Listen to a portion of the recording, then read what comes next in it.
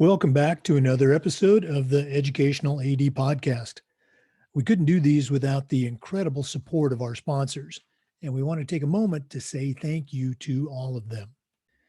First, thanks to our diamond sponsor, Varsity Brands, including BSN, Varsity Spirit, and Herff Jones. Varsity Brands, elevating student experiences in sport, spirit, and achievement. We also want to thank our platinum sponsors, including Vital Signs, bring student achievements to life. Gipper, sports graphics made incredibly simple. Ephesus Lighting, innovating a brighter future at every level. Gilman Gear, always a step ahead. Camp Mobile, where leaders communicate better. And Hometown Ticketing, simple and easy online ticketing. Thanks to all of our great sponsors. Welcome back, everyone, to another episode of the Educational AD Podcast. Today, our guest is Ann Stewart. Ann is a certified athletic administrator, and she's the athletic director at Los Alamos High School in Los Alamos, New Mexico. Ann, welcome to the podcast. Thanks, Jake. Thanks for having me. I appreciate it. Oh, absolutely. We've been looking to get you on for a while. Well, as you know, it's a busy time for ADs. To our listeners, we're actually recording this on December 7th on the eve of our national conference. So it's going to be pretty timely. And as you know, we always like to let our listeners have a chance to get to know our guests. So tell us a little bit about yourself, where you grew up, where you went to college, and maybe how a love of sports led to this position in athletics. Sure.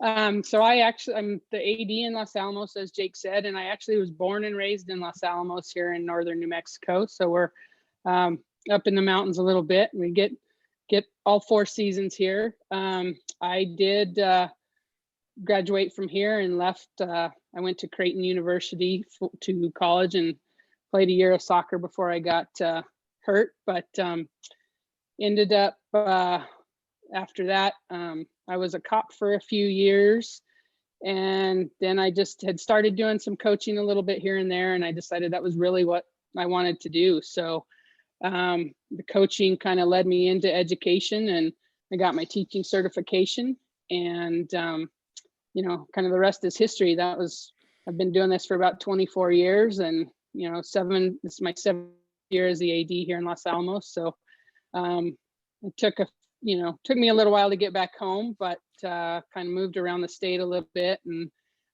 worked at a couple of different schools all over the state. So it's amazing how different districts can be from one to the other, even within the same state. So I've learned a lot, and glad to be where I am. And that's kind of the brief little history there.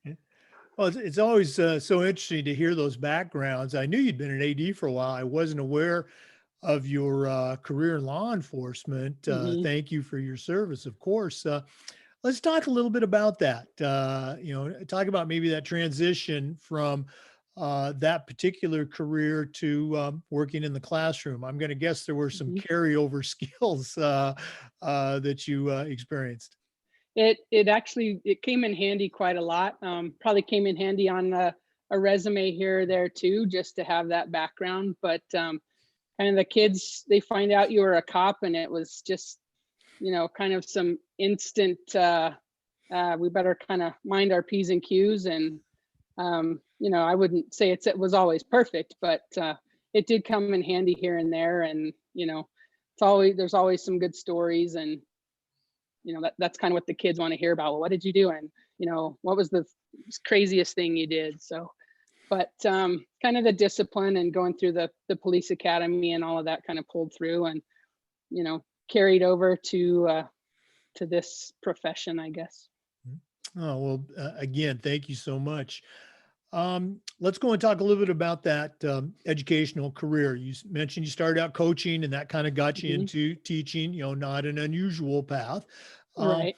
But let's talk about that first year or two becoming an athletic administrator. What were some things that maybe surprised you a little bit about the job, and what were a couple things that, you knew that, hey, I'm good at this. I'm ready to go. hmm Um, it was kind of, obviously coaching and teaching led me into it. I had some good mentors that helped me along the path, and I kind of got to see, had a good idea of what to expect in this role. Obviously, it's never the same until you're actually in it and you really get, thrown into the fire. But I would say, the time that we put into this job, I knew it was a lot. And I think that was probably one thing that was even a little bit surprising, is how much it really was. You can be at this job, you know, 18 hours a day if you, depending on what's going on. And sometimes, maybe there's more depending on what you got going on. So it definitely was a lot of time. I think, the many different hats that you wear in this role, I think that was probably one of the biggest surprises, and the fires that you put out, and the different groups that you have to manage. I do athletics and activities, so it's definitely a busy job. Oh, without a doubt. There's that late game, there's that early morning setup. It's I guess the good thing is it's always something different. You mentioned mentors, and in our profession, we talk so much about the importance of leadership and mentoring that next generation. So I'm always curious, who were some of your mentors? Either maybe teachers or coaches growing up, or people that you've worked with or worked for. Whose voice do you still hear in your head when you're talking with your kids or your coaches?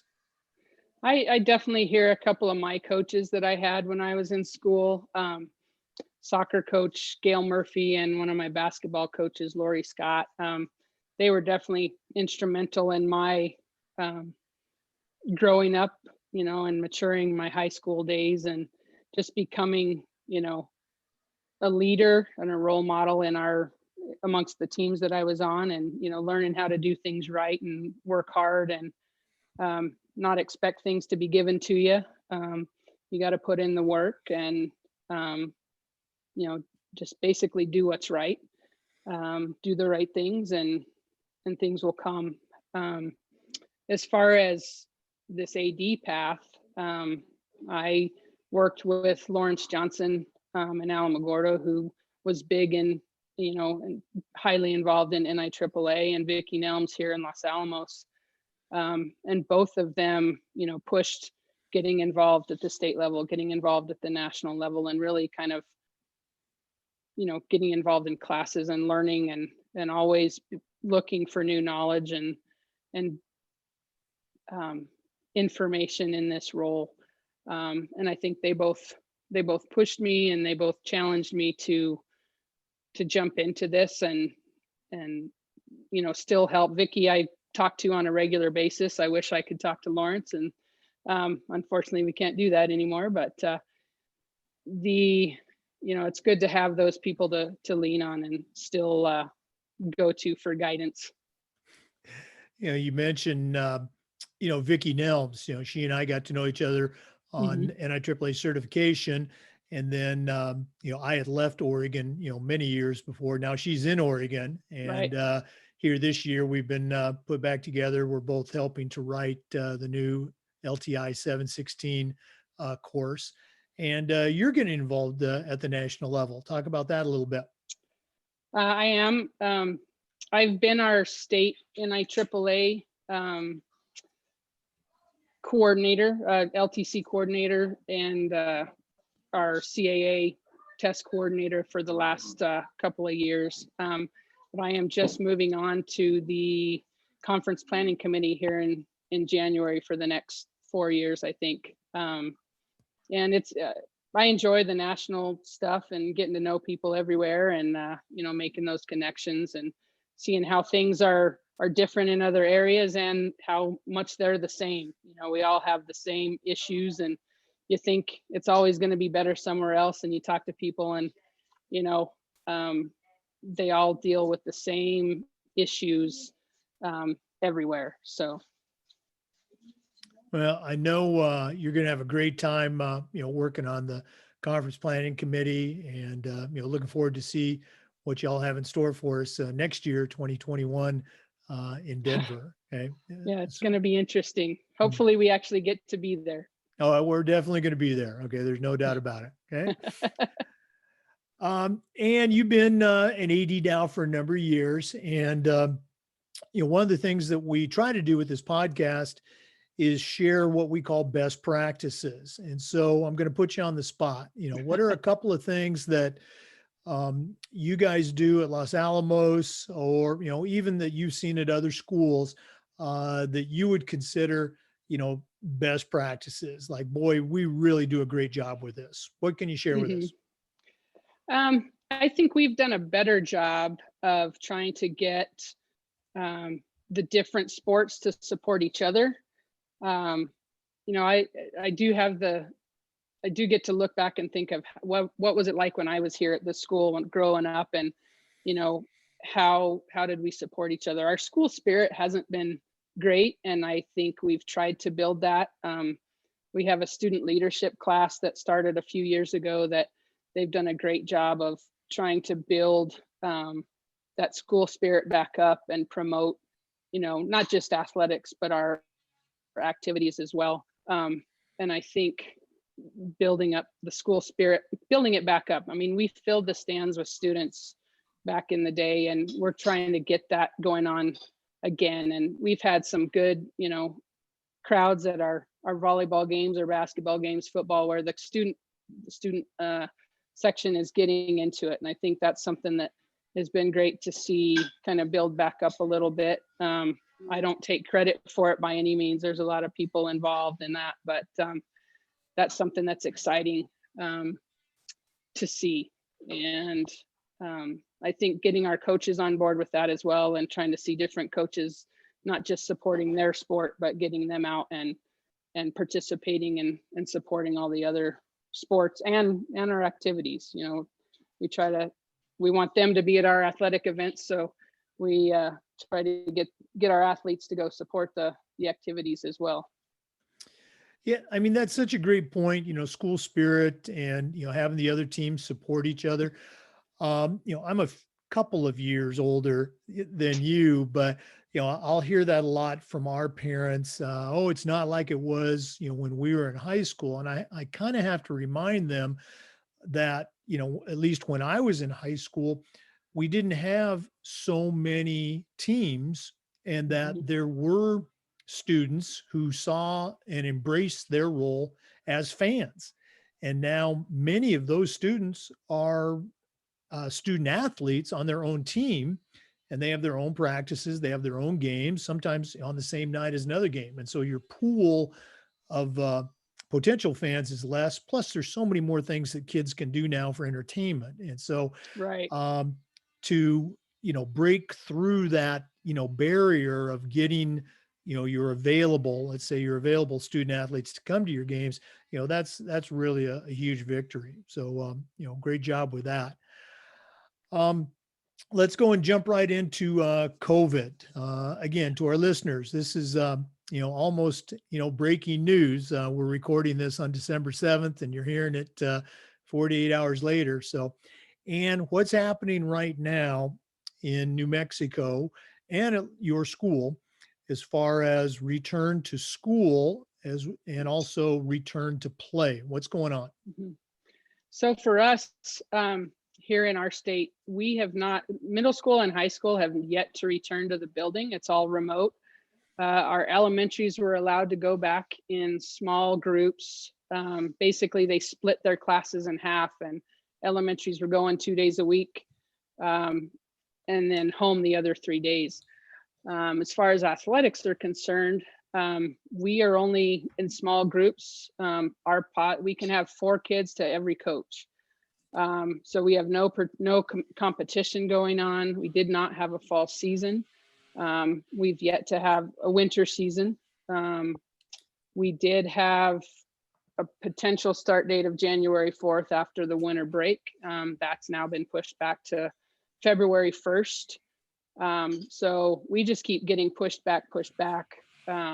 We're hoping our governor will give us the green light to start in February. But we've been pretty tightly shut down the whole time. I mean, and statewide, we've been in and out of closures, and restaurants closed, businesses closed. So we had a huge spike in November, as you know, I think most of the country did. But we just keep hanging on and hoping that we're going to get to do something this year, and basically get our plan is still to get every sport to compete from this year between February and the end of June.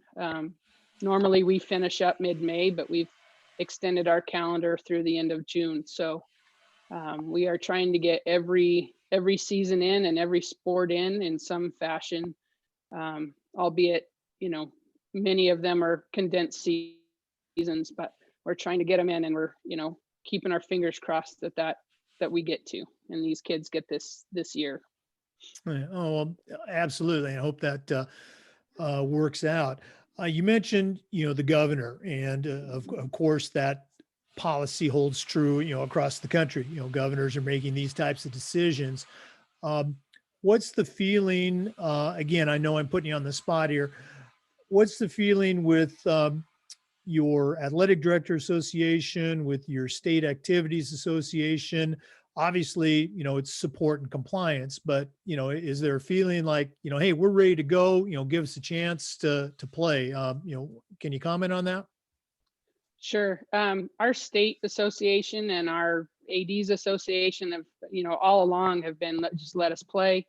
Our state association executive director, Sally Marcus, has been communicating with the governor's office, you know, from day one, trying to say this, here's our plan. You know, we're going to, you know, get through all the guidelines. We're going to do things the way you're asking us to do them. You know, this is how we're going to do it safely. And our fall season, we were ready to start at the beginning of October. And basically the day before, the governor said, no, you're not. So it got pushed back again. But our state association has pushed and pushed, and, you know, really fought for these kids to be able to do something this year. And you know, it's been frustrating with all of us seeing every sport, every state around us having some type of competition. You know, and nationwide we see some. Our major, you know, UNM and New Mexico State football and basketball have gone out of state to have their seasons because they have not been allowed to compete here in the state. And if we leave the state, we have a 14-day quarantine. And, you know, same thing if you have visitors come in. So it's been kind of a nightmare as far as that's concerned, and trying to deal with this. So we've been fortunate here in our community. You know, we had one student athlete that tested positive, but we didn't have any spread. So, you know, we've been doing small groups since June and have been pretty safe. And I think within our state, it's been the same. So we really, just as an association and state, we're just hoping we get to do something, because we're starting to lose kids to bordering states to go have their seasons. Well, again, I hope that works out in your favor. Keep pushing that governor. You know, keep those associations you know, hanging in there. And another question we've been asking our athletic directors since we started this kind of revolves around the idea of social issues, social awareness, social justice. And you know, my question has been, what can we as athletic administrators, what are some things that we can do better with our coaches, our kids, our community? You know, what can we do better in this area of social awareness? I think education is the first part. Getting our, you know, making sure our coaches know how to support our kids, what our kids can and can't do. You know, I've always been a proponent of trying to get kids to be able to speak for themselves and have a voice. We have a captain's table where I try to get them to be able to communicate with their coaches and not be afraid to have that conversation, those hard conversations. And, I hope that there's been some success with that. But I think giving the kids the opportunity to speak up and fight for what they think is right, within, doing it the right way. And I think we've got some kids that see change is necessary, and we've had a few gatherings where they've tried to, talk about what's been going on. But I think giving them a voice is going to help them grow as well, and just educating people on how to do that the right way. And I think that's us as leaders have to also know how to do that, and how to give them that information. Oh, I'm glad you mentioned that. I just think it's so critical to, let them know. I hate to use the word empower them, because, they should have it, but, helping them realize that, they do have that power, and at the same time to do it, in the right way, respectfully, and, communicate it, hey coach, can I talk to you, sort of thing, rather than just, blow up at the wrong time. But, oh, that's great. Continued success with that. Another question I like to ask, and I'm going to couch it a little bit for you. I would always ask our ADs early on, hey, what's your favorite part of the job? And after about 30 or 40 interviews, they would always say, as they should, oh, it's the kids. Love the kids. And of course, it is about the kids. So Right. acknowledging that you really love working with kids, what are some other things that really get you excited about coming to school each day at Los Alamos? Hey, the kids, it's all about the kids. I just like being involved and seeing kids grow and the school grow, and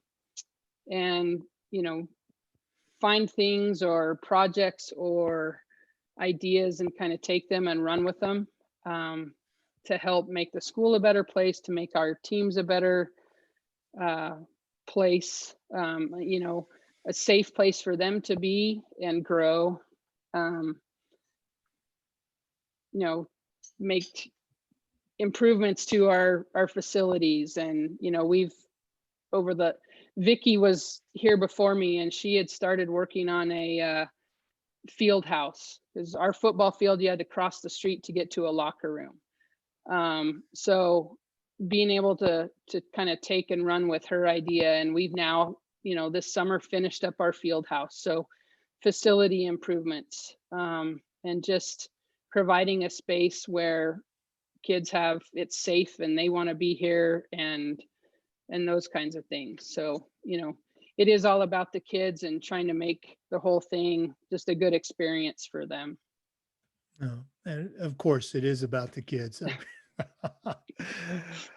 Well, Ann, I've really enjoyed catching up with you. We've had a chance to get to know each other a little bit the last couple of years, but we're not done yet. We always like to wrap up with what we call the new athletic director's toolbox. So I'm going to challenge you to prepare a brand new athletic director on their very first job, but I'm only going to let you put 3 things in their toolbox. What 3 items are going to go in Ann Stewart's athletic director toolbox?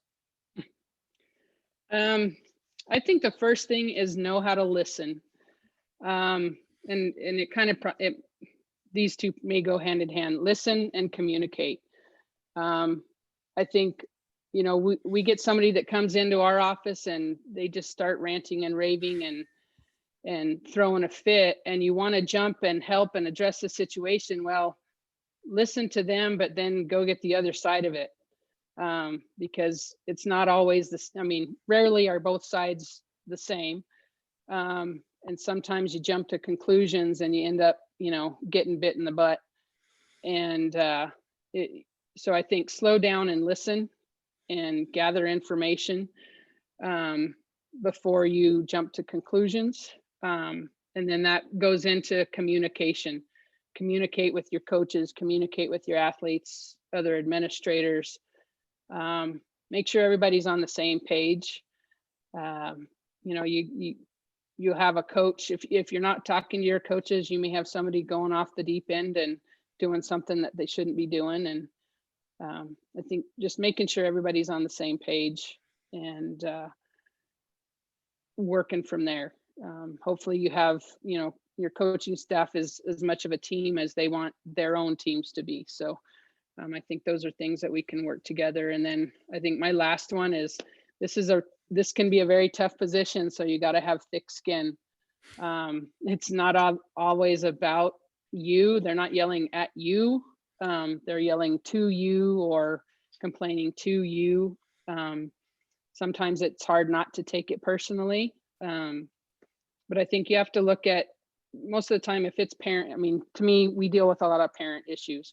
And I think becoming a parent helped me with that, and saying that, you know, if this is my kid, I'm going to fight for my kid. So putting yourself in their shoes and looking at it from their angle and trying to address it that way. It's still not always easy. It's still something I struggle with every day. But I think knowing that it's not always about you, and just take the time to figure out what the situation is and don't take things personally. Great advice. Where were you when I was starting out as a young AD? No, all three, you know, very important. Listen, you know, I remember early on, parents or a coach or somebody come in my office and they're trying to tell me, you know, what their concern is. And I've already figured out 6 different solutions, you know, before they finish talking. And I love the part about communicating with coaches. That's actually one of my favorite parts of the job is, you know, we've got great coaches. I just love hanging out with them. Yeah, it's all about the kids. You know, we do love our kids, but coming to school and working with our coaches is great. And yeah, I really appreciate you stressing that. Well, Ann, thanks again for being a guest. Good luck with the seasons. You know, we'll be watching the news to see if that governor, lets you guys come back to play. And have a great conference. Maybe I'll see you in one of the workshops. Right. Thanks, Jake. I appreciate you having me. And yeah, hopefully we get to play. Okay. To our listeners, remember, these recordings are also being posted on the FIAAA Educational Athletic Director YouTube channel. And until next time, we appreciate you listening. Come back for another episode of the Educational AD.